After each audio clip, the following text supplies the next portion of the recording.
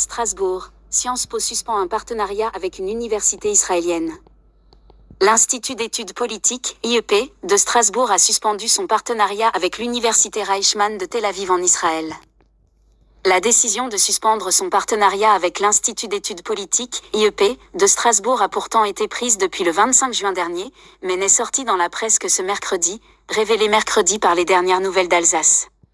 Une décision de l'université prise lors d'un conseil d'administration de l'établissement juste avant l'été, mais dont le procès-verbal vient seulement d'être publié sur son site internet.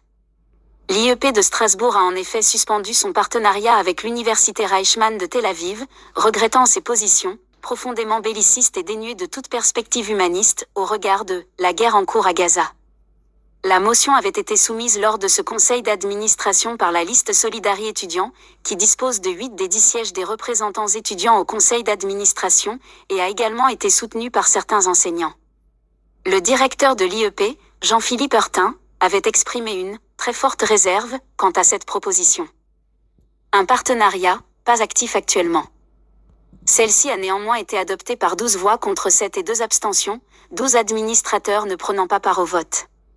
Tout en condamnant, sans réserve l'attaque terroriste subie par la population israélienne le 7 octobre 2023, les auteurs de la motion dénoncent une université israélienne, profondément belliciste et dénuée de toute perspective humaniste, pacifiste et critique au regard de la guerre en cours à Gaza.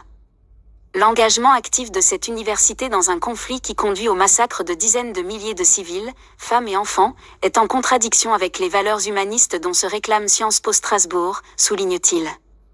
Selon Jean-Philippe Heurtin, le partenariat entre l'université Reichmann de Tel Aviv et l'IEP de Strasbourg n'est pas actif actuellement, et aucun étudiant ne sera envoyé en Israël ni au Liban avant la fin des hostilités.